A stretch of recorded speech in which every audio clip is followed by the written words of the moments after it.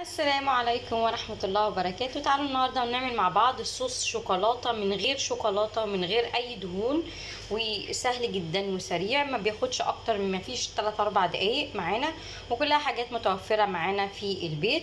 تعالوا مع بعض نشوف هنعملها ازاي.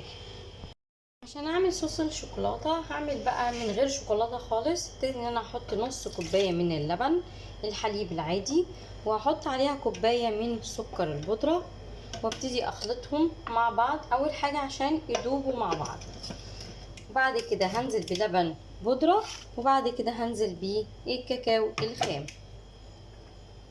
كده انا خلصت ضرب اللبن مع السكر البودرة، وهنزل بقى بكوباية من اللبن المجفف، وهبتدي اضرب تاني. بعد ما هيتخلطوا هنزل بكوباية الكاكاو. هننزل بكوباية الكاكاو، وهنبتدي بقى نضرب كل المحتويات مع بعض.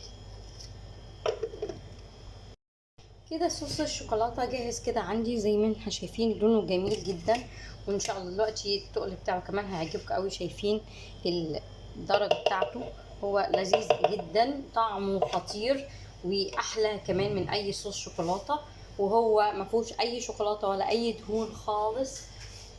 هنبتدي بقى دلوقتي ننزله.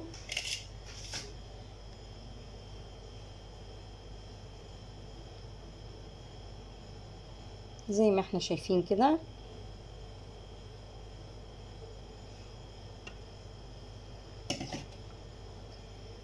ونبتدي بقى ناخد واحدة من التشوريز كده، ونبتدي ان احنا نغمسها زي ما احنا شايفين. تقله جميل جدا. وكده احنا عملنا التشوريز الاسبانية. عايزين نزود بقى اي حاجة تانية براحتكم، كل واحد بقى على حسب اللي عايز يعمل له شوكولاتة بيضة براحته. وناكل بقى دلوقتي، نجرب واحدة كده معاكم ونسمع صوت القرمشة، هي شكلها يجنن. بسم الله الرحمن الرحيم.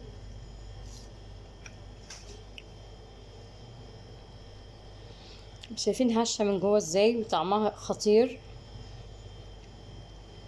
كده تمام، خلاص خلصنا الصوص الشوكولاتة اللي هو بدون زيت.